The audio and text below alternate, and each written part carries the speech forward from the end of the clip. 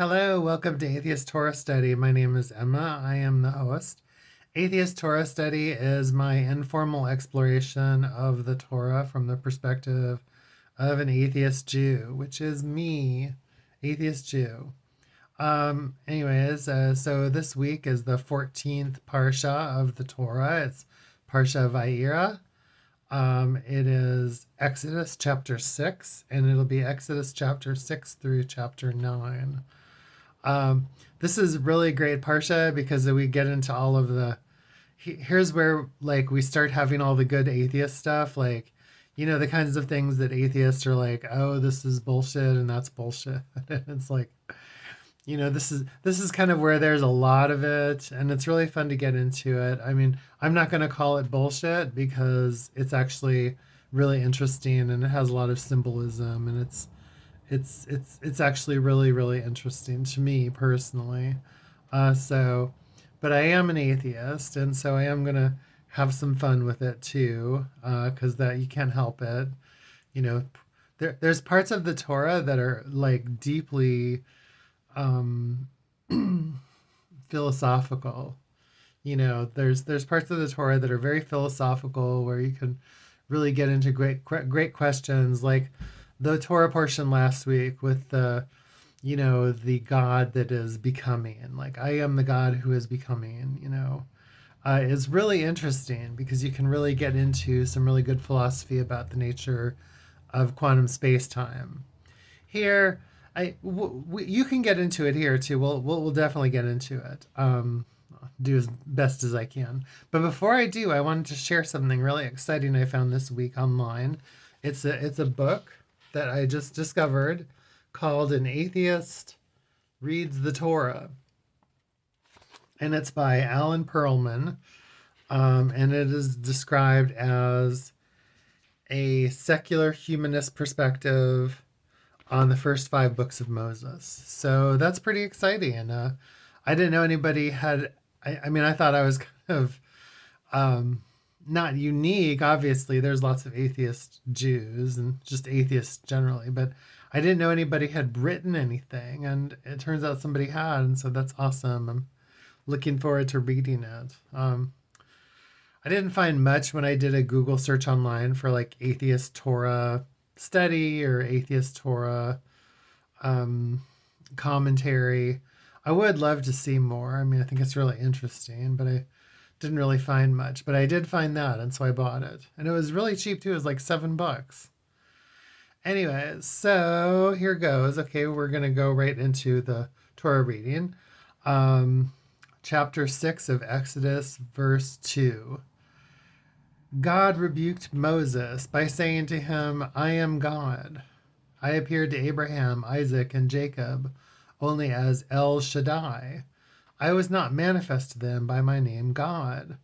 I also made my covenant with them to give them Canaan, the land in which they lived as sojourners. I have also heard the Israelites groaning and complaining that the Egyptians are enslaving them, and I have recalled my covenant.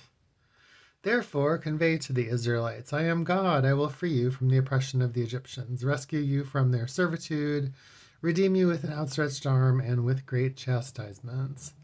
I will take you to myself as a nation. I will be your God, and you will know that I am God, your God, who is freeing you from the burdens of the Egyptians. I will bring you to the land regarding which I raised my hand to swear that I would give it to Abraham, Isaac, and Jacob, and I will give it to you as a heritage, for I am God.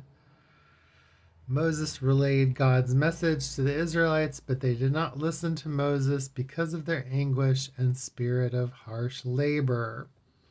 Okay, so that's the first 9 verses. So let's just unpack that really quick.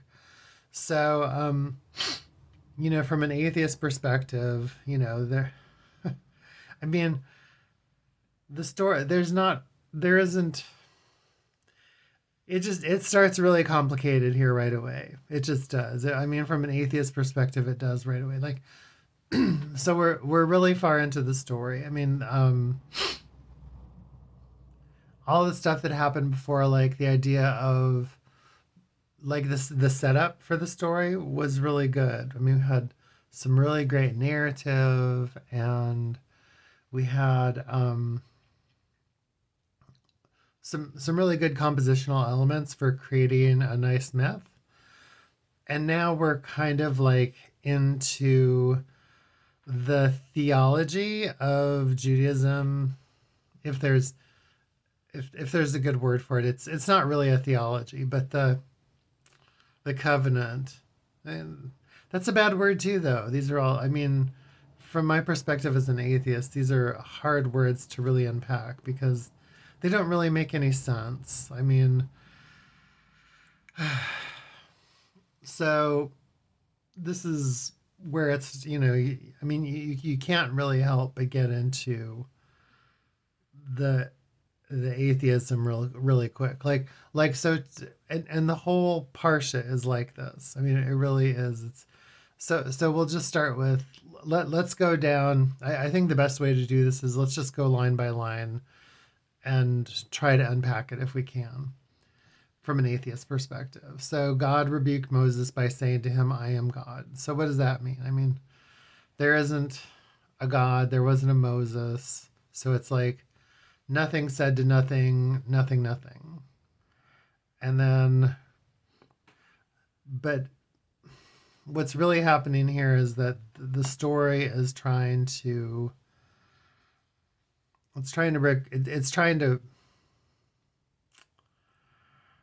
so the overarching narrative is that there's these people and they had forgotten about their God. Like they've forgotten who their God was and they had forgotten their relationship with their God. That's the way that the narrator is trying to tell the story, that there's these people and that they had forgotten their connection with their divine being. So the divine being is reminding them of the previous stories. And these are stories that the narrator had written before. So you have this narrative that's the easiest way to say it. I can't think of what else to say. I wish I had Safari up, but Safari is not working today, so I'm reading from some other texts. It makes a lot of promises that continue to play out throughout the Torah that are like super problematic and just kind of hard to read. I mean, so there's the promise of the land, and the problem with a deity promising a land is that then in the future, people believe for all time that the deity has given them the land. I mean, that's kind of what's going on. What's going on in modernity. I mean, how do people become associated with the land in the first place? They usually take it. I mean, like a lot of times, either people grow up within a space in an indigenous way and that's part of their land, or it's taken through violence. I mean, but the idea that land is something that's a possession of yours in the first place is really violent. And then to think that like that land is your property is really kind of violent too. I mean, and it excludes other people from using it, and it doesn't really begin to deal with the real problems of how to share resources on the planet. I mean, land is just one resource. There's lots of resources on the planet, and we have to like be able to share all of those. And it gets so complicated so fast because you have this idea of a sense of place that's connected to a deity, which is normal. That's actually how a lot of religions sprung up. But usually the way in the ancient world, at least this is my understanding, that the way that people normally developed the idea of a deity was like their local god. So, there was like the god of Athens, and there's the god of these people and the god of those people.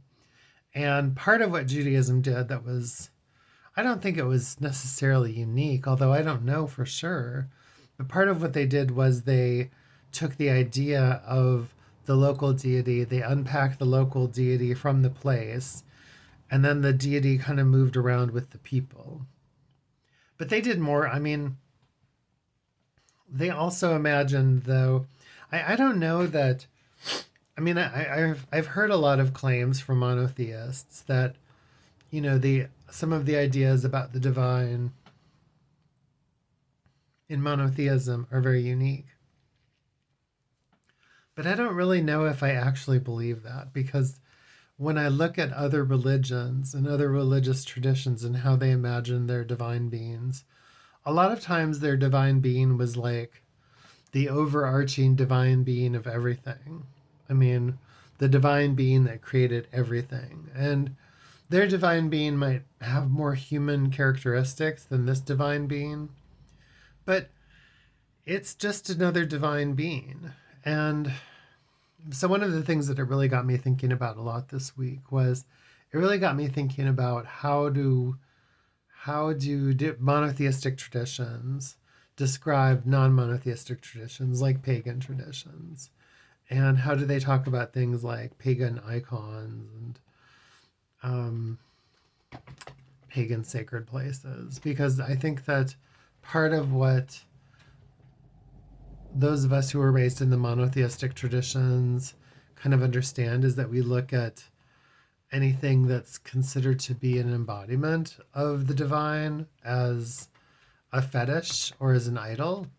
And monotheists make a big deal out of idols. I mean, they make a really big deal out of them. But like, to me, any religious tradition is going to do a lot of the same things with their expression of a deity.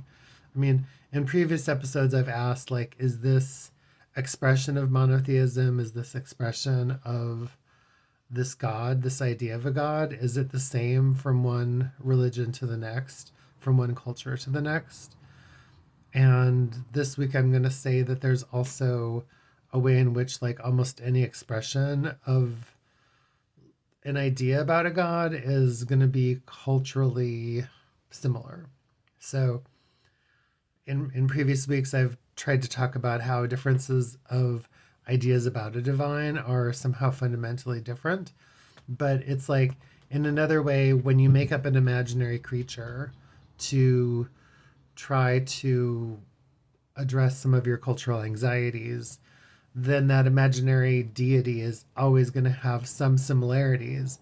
If you assume that human beings are similar in terms of our basic neuro architecture over time. I mean, if the way in which, and we don't know enough about this. I mean, I'm going to assume that there must be some similarity, like at least for, say, the last 100,000 years of the existence of us as a species. There must be enough similar in terms of how our neural architecture is wired that we can see ourselves and understand the framework of what we do from one generation to the next.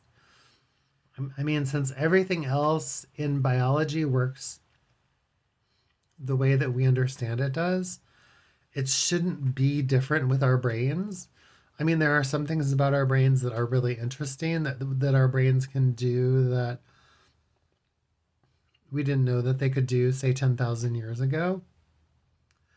But fundamentally, how we evolve, like, and how we create this idea of a divine, like, some kind of an imaginary divine God, there's got to be some aspects of that are similar across generations. But I mean, maybe there's a field of study for this. I seriously doubt it because it's not very, this isn't really academic. We're not having academic level discussions here. But anyways, why don't we move on? So, you know what I'm going to do? I'm going to read some more text. And because I already read all that text, there's a lot more I could read, but I'm just going to keep on going because there's a lot to talk about. So God said to Moses, "Come and speak to Pharaoh, king of Egypt, so he will send the Israelites out of his land." But Moses spoke before God, saying, "Even the Israelites have not listened to me, so how will Pharaoh listen to me? For I am a man blocked of lips."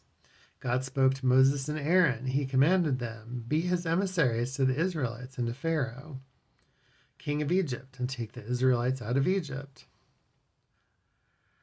The following are, and then it goes into the clans. I'm going to skip all that. The clans. Oh my God. There's so much of this. Okay. This is like 20, this is like 20 verses of who the clans are. Eleazar, son of Aaron, married the daughter of Putuel. She bore him Pinechas. The above are the heads of the paternal clans of the Levites. Anyways, it goes on like that for 20 verses, and you're just like, oh my God. Okay, we'll come back to, we'll comment on that in a minute. And then God spoke to Moses in Egypt, saying, oh yeah, we're going to do the plagues.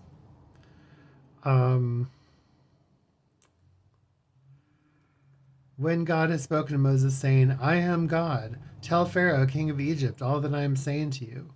Moses said before God, I am a man blocked of lips, so how will Pharaoh ever listen to me?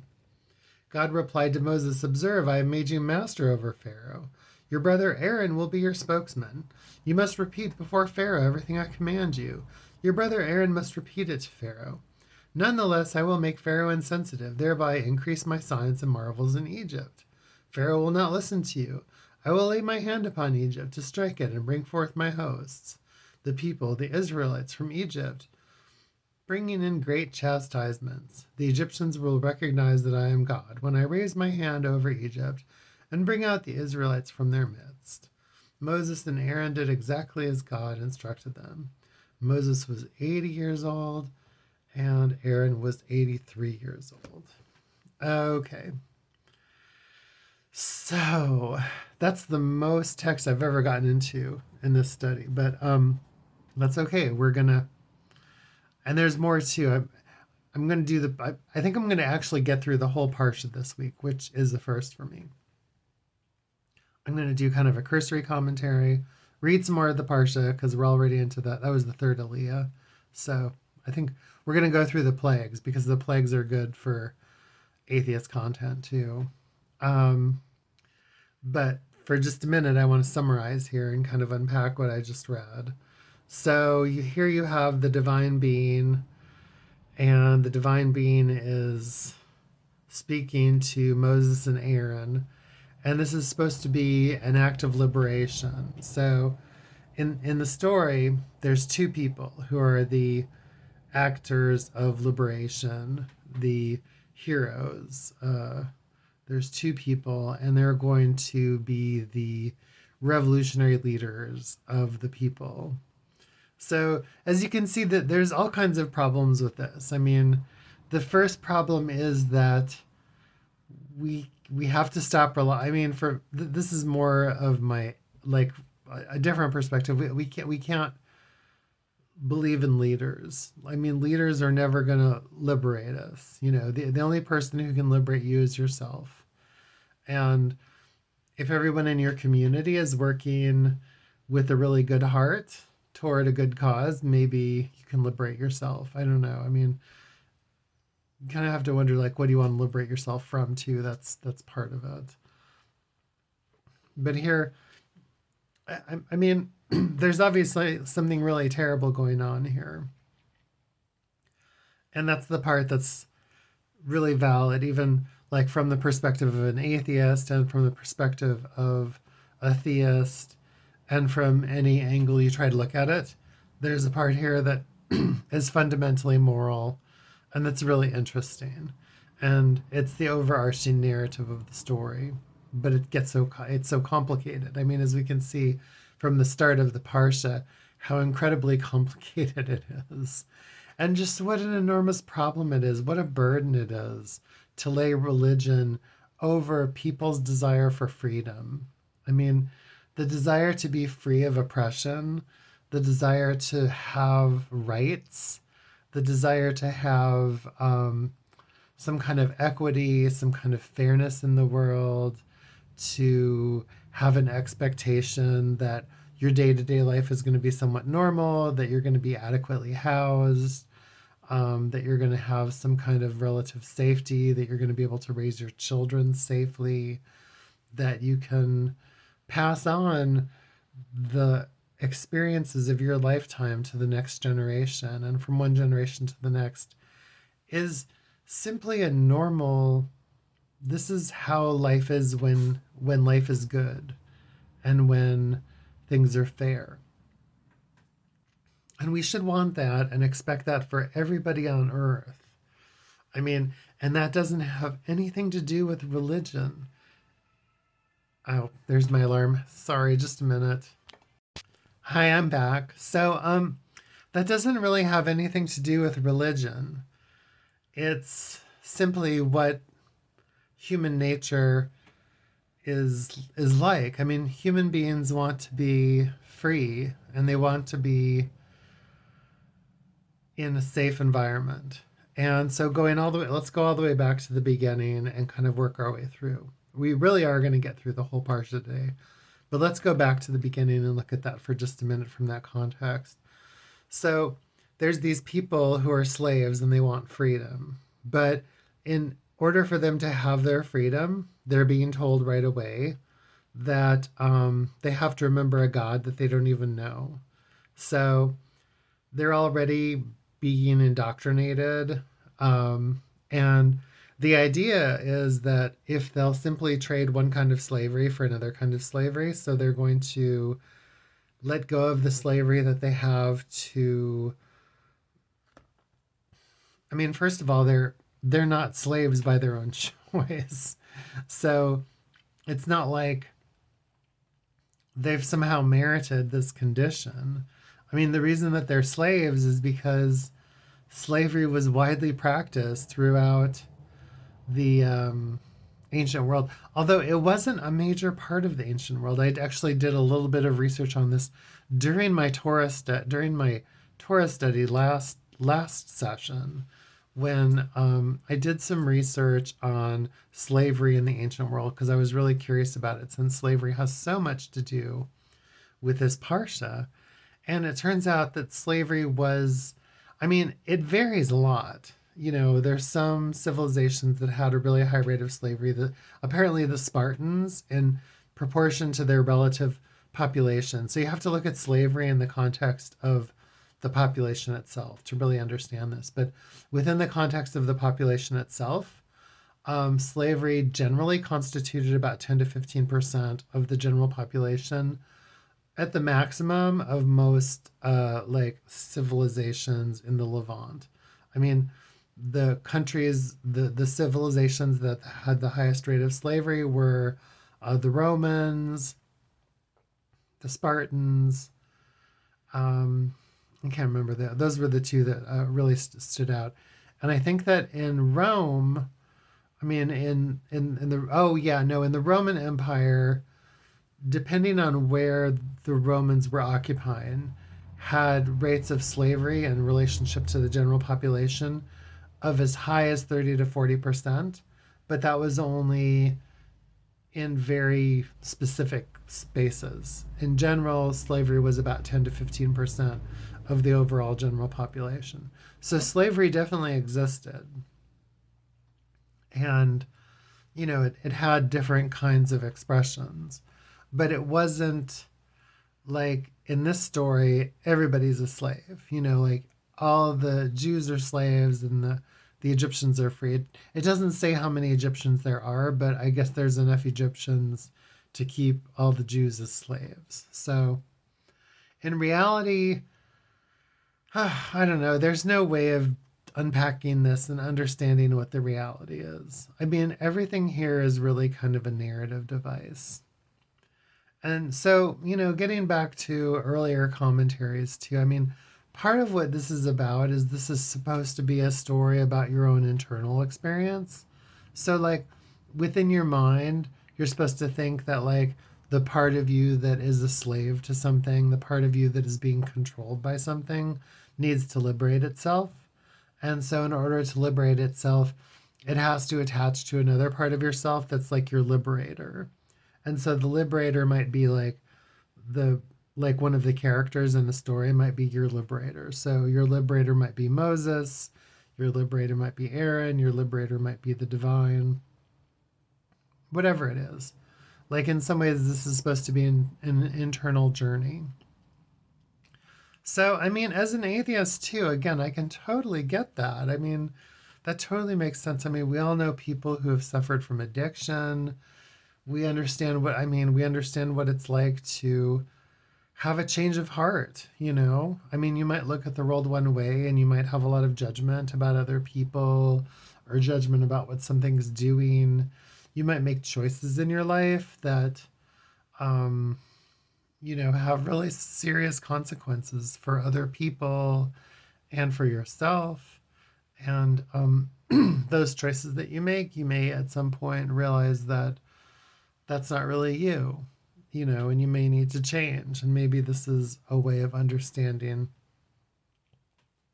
the dynamics of how you change internally. So, but that's where it starts. It starts. I mean, the largest overarching narrative that I can find that really gives me a grounding that I can talk about as an atheist is the idea of slavery, and the idea that there's these people who are enslaved.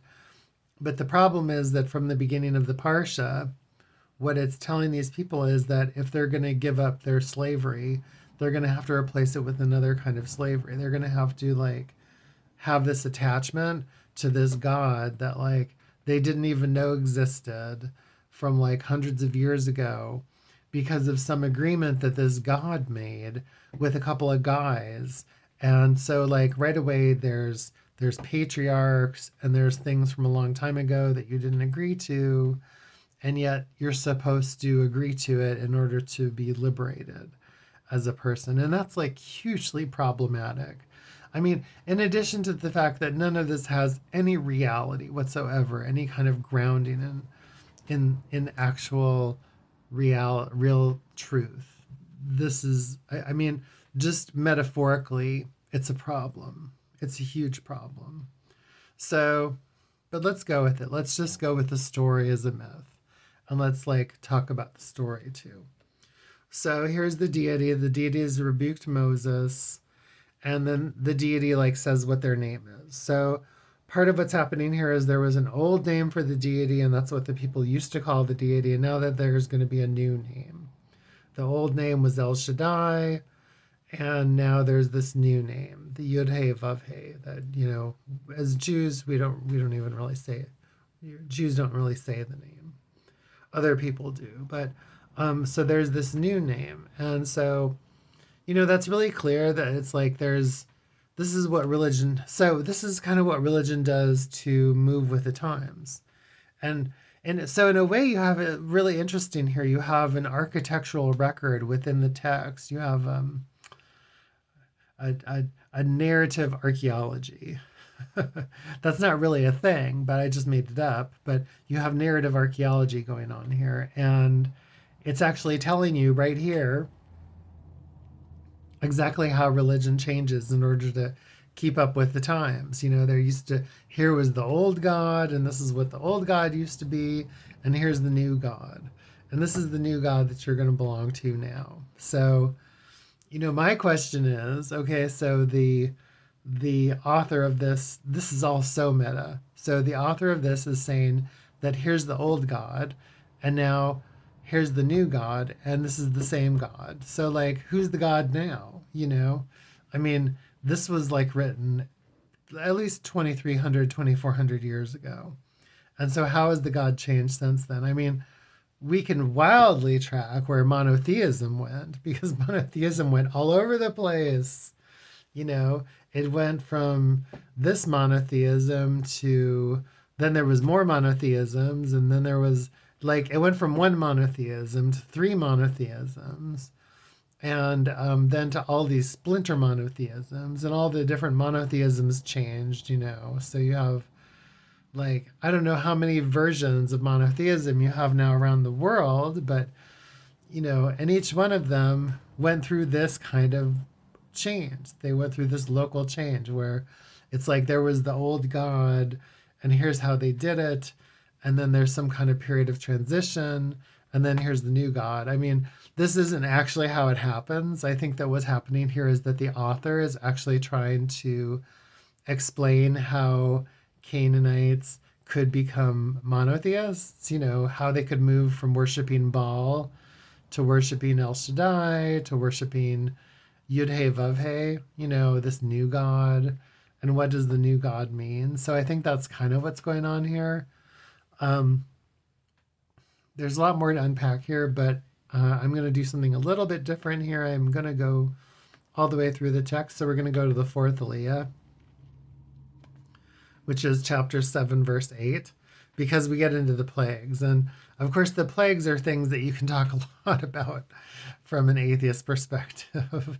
There's a lot in here. I mean, the whole thing, this is just like so ripe for atheists. I mean, the entire Parsha here is just very ripe for atheists because there's just so much to unpack. It's unbelievable. Okay, chapter 7, verse 8.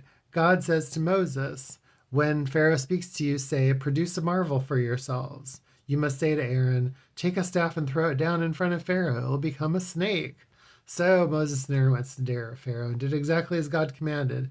Aaron threw his staff down in front of Pharaoh, in front of his courtiers, and it became a snake.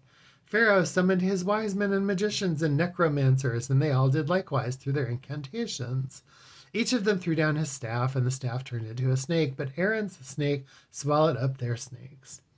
But Pharaoh was stubborn, and he paid no heed to them, just as God had said. God said to Moses, Pharaoh is being obstinate and refuses to send the people forth. Go to Pharaoh in the morning, for that is when he goes out of the water. Station yourself in front of him on the bank of the Nile River.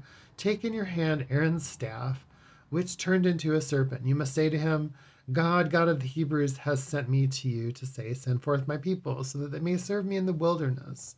Until now you have not paid attention. This is what God has said. Through this you will recognize I am God. I am going to strike the water on the river with the staff in my hand, and it will turn to blood. The fish in the river will die, and the river will become putrid, and the Egyptians will grow weary of trying to drink water from it. God said to Moses, say to Aaron, take your staff and raise it over the water of Egypt, over the rivers, their canals, their ponds, all of the bodies of water, and they will turn to blood, and blood will be throughout Egypt, even in the vessels of wood and stone. Moses and Aaron did exactly as God commanded. Aaron raised the staff and struck the water of the Nile and the river of Pharaoh and his courtiers and all the water, and it turned into blood. The fish died, and the water became putrid, so that the Egyptians were unable to drink the water from the river. There was blood everywhere in Egypt. The necromancers of Egypt then did likewise with their incantations. So Pharaoh was stubborn, paying no heed to them, just as God had said. So they go through. I'm not sure if I'll get through all of these today because there's a lot. But so he does this, and well, I should try to get through as much as I can, but I just don't think I'll get through the whole thing. So let's just go through what the other ones are. The next one is frogs. It's a plague of frogs, and the frogs are everywhere. And this is a really good line. Verse 29. The frogs will enter alive into you, your people, all your courtiers. So there's frogs, there's so many frogs, they're jumping into people's mouths and things like that. So there's the frogs and the swarm of frogs. And then, but the necromancers can also do the same thing. Oh no, I guess the necromancers couldn't. So anyways, we'll go on to the next one. Then after the frogs is the, let's see, the frogs all died, and the people gathered the frogs into heaps, and the land stank. And then a swarm of lice came. Lice, that's a pretty good one. And the necromancers tried to bring forth lice, but they couldn't. So there was lots of lice, and then a horde of wild beasts, snakes, and scorpions. So there was wild beasts, snakes, and scorpions. And then there was another one. This is sort of like the 12 days of Christmas. And then there was the wild beasts, and all of Egypt was devastated. Egypt has been devastated several times now. And verse 8, line 22, it says it would not be. So what do they want to do? They want to make a 3-day journey into the wilderness and sacrifice to their God. And Pharaoh says, I will send you forth so you can sacrifice to your God in the wilderness, but you must not travel far. So Moses removes the wild beasts, but then Pharaoh changes his mind. Verse 9.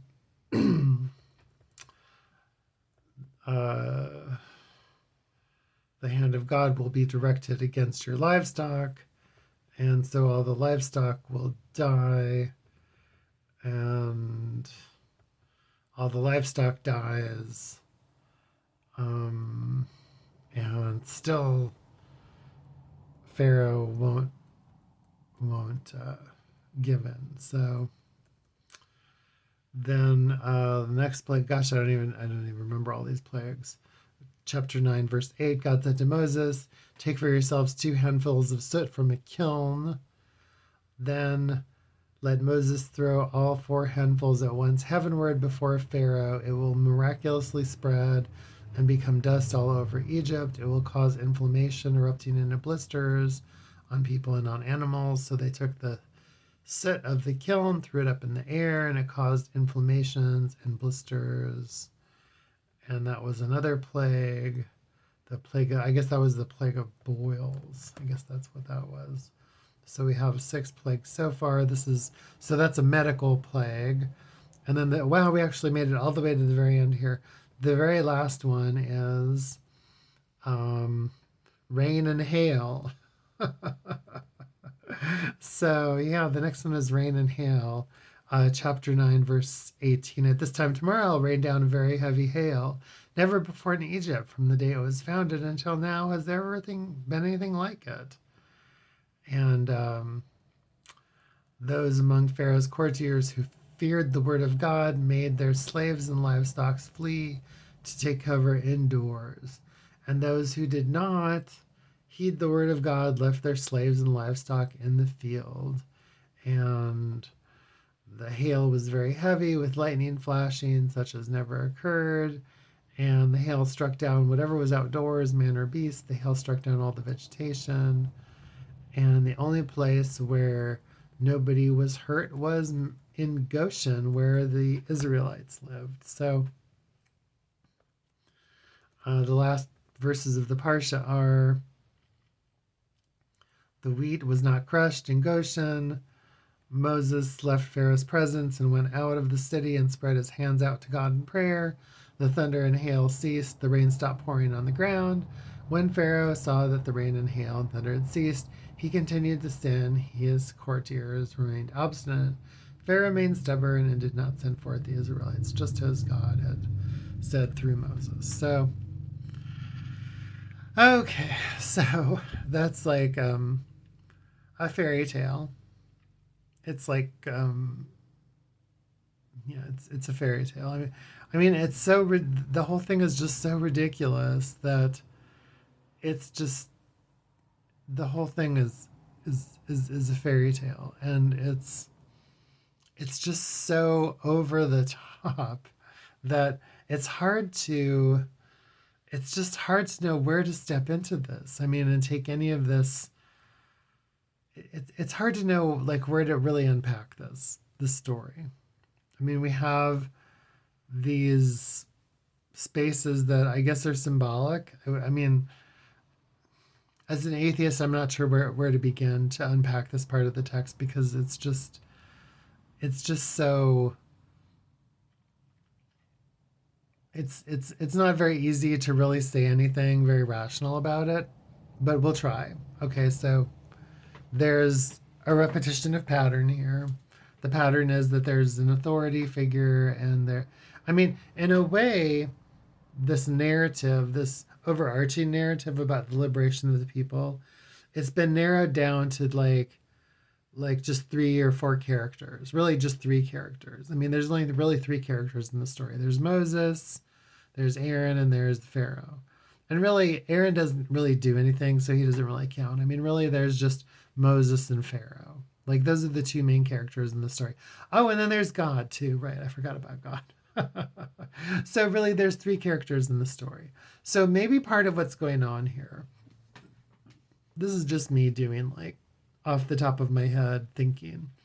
Maybe part of what's going on here is that this is setting up like a basically how you have to think if you're a theist.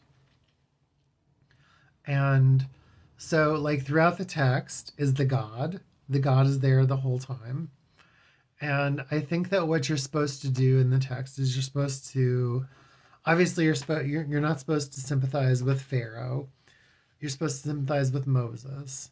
And then Moses and God are like these two things. They're like extensions of the same thing in the story. And so really in a way there's no separation in the story between the God and Moses. So the two things are really kind of the same thing. I mean, in terms of how you think about it, because like since none of this is real, I mean, how do you make sense of this in your head, as a person reading it in some random place on earth? How do you make sense of this? I mean, so then there's the spectacle, right? There's the spectacle of what's happening. And the spectacle is natural disasters, different kinds of just horrifying natural. So this is kind of like people who need a good horror story. This is their horror story, and they can maybe another way that this connects you is the sheer physicality of it. I mean, especially like the lice. I mean, that tells you. So what does that tell you? That tells you that lice was a problem in the ancient world, and we know because we find lice on everything that we find lice throughout the ancient world in the remains of things that have been buried. So we know that lice have been around, and here it's telling you that there's lice. It gets really gross, and it tells you that the lice covered everything, which of course is a horrifying thought. And then it tells you that frogs covered everything, and there's these different things that are supposed to be symbols of liberation. So the frogs covering the landscape. Oh, and then it also makes sure to mention like how bad they smell when they die. So there's a lot of things smell really bad and everything dies and it stinks. And so, the text as it's written was meant to appeal to people from a certain period of time, and these people really needed these details. I mean, they needed these details to help carry the story. And the details are really good. I mean, the thing about the smells is really good because that's going to catch you and it's going to keep you engaged with the story. Also, this idea that there's some sort of invisible, overwhelming force that can just kind of roll over something oppressive, which is, that's the fundamental part of the story, is that there's something oppressive, and then the way that you move the oppression is by moving one person. You do it by removing one person. And there's something about human nature that this hasn't really changed that much. I mean, so I was watching some really interesting footage the other day. It was on YouTube, and it was one of those random things that comes up on YouTube, that it's like it's like clickbait, really. This is clickbait, but I clicked it, and it was archival footage from Berlin from right after World War II. So it was like post World War II Berlin, like fall of 1945, winter of 1946, summer of 1946, like that kind of stuff. So it was like, some real devastation. I mean, things just looked really nasty. And, they showed the Brandenburg Gates, and they showed the brick ladies, the women who, so right after the destruction of Berlin, if you wanted food, you had to work. And what they did was they put people to work gathering bricks because, everything in Berlin, Dresden, and so many cities in Germany were just completely, they carpet bombed the entire city, and they just utterly destroyed everything. And so all that was left was these shells of these buildings. Now, it was ridiculous to make these women do this work because, I mean, and it was almost all women because the men were either prisoners of war or they were dead. So all you had was like just lots and lots of women and their kids that were left. And so these women, they made them work. And I mean, if they wanted to eat and get provisions. So that's what the Allies did. That's what the Russians did. But it was kind of a waste of their time because, I mean, they ended up, I mean, what they really did to rebuild everything was they just, they tore it all down with heavy machinery and then they rebuilt it over time. And it's like, using heavy machinery, you can get 1,000 times more done than you can with people doing stuff by hand. Anyways, but the point of the story, sorry, I'm drifting. The point of the story is that it started with the very end of World War II. And at the very end of World War II, Hitler goes into his bunker with Eva Braun and he shoots himself. I don't know if he killed Eva Braun first or she killed herself or whatever. But anyways, they both commit suicide somehow. So, but the thing, I mean, when the Russians got in to Germany, the first thing that they wanted to do was they wanted to find Hitler's dead body. Like the dead body was like, it was just like this crazy thing. Like, in retrospective, you're like, oh, that's ridiculous. Who cares about Hitler's dead body? Obviously, they've lost the war. Who cares about this dead body of some person? It's a dead body.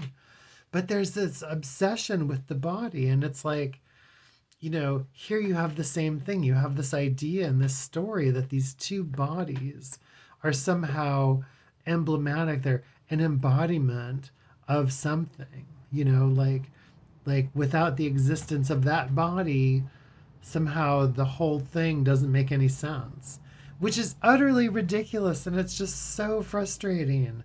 It's just so frustrating as an atheist to think that anybody thinks that there should be a leader or that the leader is somehow an embodiment of something and that if the leader dies, then the cause is lost. Because none of that is true. It doesn't make any sense. I mean, when you look at how social movements happen, it just doesn't make any sense because it's not real. I mean, that's not really how the world works. And here you have so many pilings on of ridiculousness in this Parsha. And this is the kind of stuff that turns people into atheists, It really is. I mean, there's a few good parts to it. I mean, I think that to me, the most interesting part of the story is this idea that Moses wants to take the people and he wants to bring them out into the wilderness for 3 days so that they can have a festival and they can worship their God. And what's interesting to me in that part of I mean, it's kind of a weird request, when you have this quote unquote deity who can, turn the river to blood and can like fill the entire landscape with lice and frogs and hail to kill everything. Like that, the only thing that deity wants the people to do is go out into the wilderness and worship them, I mean, there's just so much ridiculousness here. Why would a god need a people to worship the god? I mean, what does the god need of anybody worshiping them? That doesn't do the god any good. The god's already the god. It doesn't, unless it has an ego. If the god has an ego and it needs, if the god has an ego and it needs to be worshipped, then that means that it's no good. It's no good if it's something that's so powerful that it's like over and above everything, and yet it still needs to be worshipped. Then it's no good as a god. And this god is just doing stupid stuff here. I mean, eventually there's the act of liberation. Now, the act of liberation is something that's definitely worth paying attention to. But all the other stuff that God is doing is like, this is just not a good God. I mean, this is a God who's like killing all of these people from this other civilization that haven't done anything necessarily to hurt anyone, although collectively they are participating in this really terrible system of slavery. But as soon as as soon as the Israelites become free, as soon as the Hebrew people become free, they practice slavery too. So it's like they just didn't even learn anything.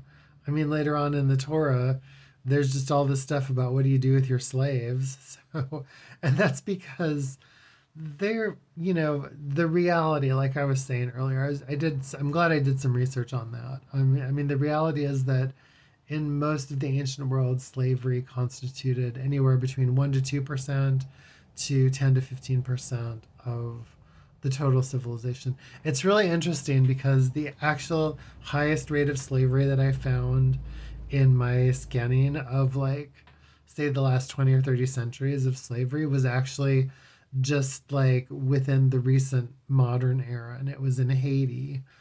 Haiti had the highest ratio of slavery in, like, say the last 300 years. Haiti had slavery basically that constituted about 90%.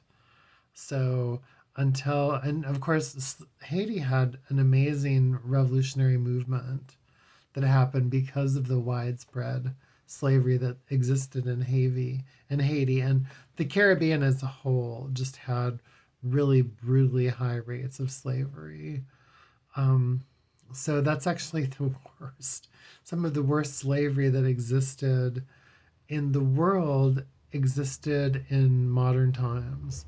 And then, of course, don't even tell me about the slavery that happened during the Holocaust. I mean, people think that the Holocaust was just death camps, but it wasn't.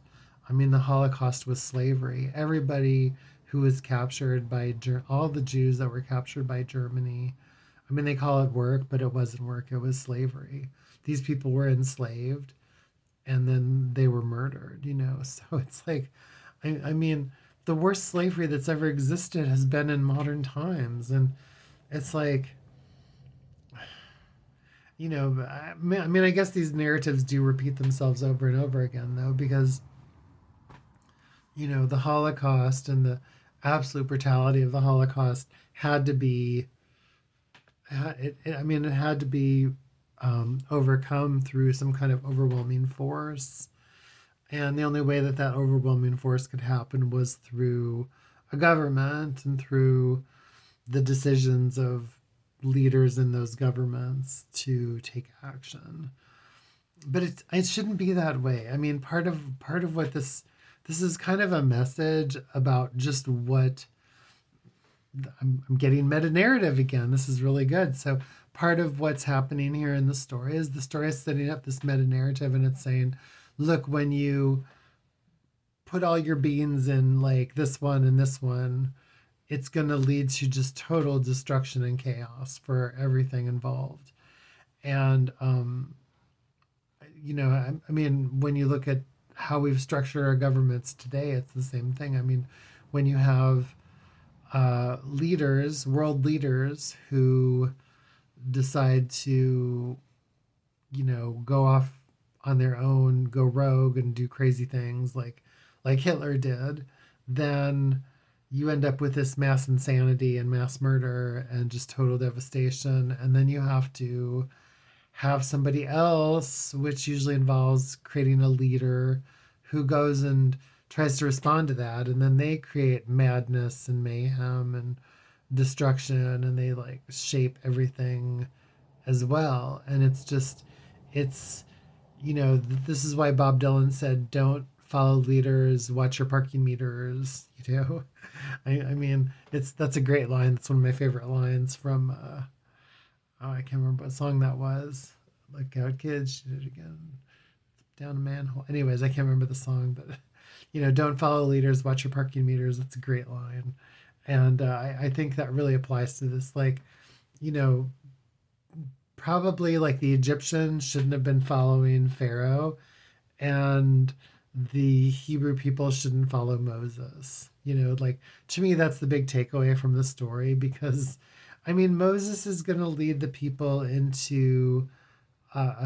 into a way of being that is essentially another kind of contained space.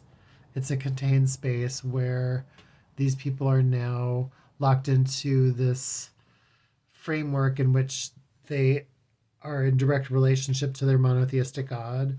And then the monotheistic God has all of these obligations that people have to like be obligated toward. And nowhere in the discussion is there any idea that the monotheistic God isn't real and that there isn't any reason to have the monotheistic God. I mean, if you want to have the monotheistic God as a placeholder for creating a civilization that's just and equitable and that gives people's lives meaning, then that's a good reason to do it. But in the end, it doesn't go anywhere. It doesn't, not that any of it goes anywhere. It's all just it doesn't matter what you think in the end of any of this. It doesn't matter if you're an atheist or if you're a theist or what any of it means. I mean, we're animals and we're going to do what we do as animals within the contained space of our lives. And we're going to try to create meaning out of our lives no matter what. So if there's this big overarching narrative that like helps give people some kind of constructed sense of identity, which is oftentimes what religion does, then that's just what's going to happen. And people are going to kind of be locked into it from the time they're born until the time they die. And the mythology helps carry them through their life and is a touchstone for giving their lives meaning, but it's not really the truth. And you're actually much better off if you have a chance to unpack the text and unpack the stories and try to see where the stories might have some connection to reality, but also kind of understand that giving yourself completely over to these narratives, it's just, there isn't anything about it that's good for you. I mean, giving yourself over to the narrative never really is going to fulfill you. I mean, it's going to give you a sense of grounding and it's going to give you a sense of place and identity, but it's never really going to ground you. I mean, what's going to ground you is your own liberating yourself. I mean, you have to liberate your own mind. So you have to kind of be your own Moses. In a way, you have to kind of liberate yourself. In a way, the Pharaoh, and here too, really the Pharaoh and the divine are also kind of the same thing. I mean, if you really think about it, they're just, since they're both kind of the authority figures in the story, they're kind of, in a way, they're interchangeable. I mean, and they're sort of placed as interchangeable things too. So you kind of need to liberate yourself from both of them. Anyways, thanks. You've been listening to Atheist Torah Study. This was Parsha Va'eira. So the 14th one, there's 54 total. So there's a couple of double parshas in there, but I guess about another 30, 37 to go, something like that, 36, 37. So thanks so much. If you sat through this whole thing, good for you. And if you're still paying attention, we'll see you in a week. Thanks and have a great, great day.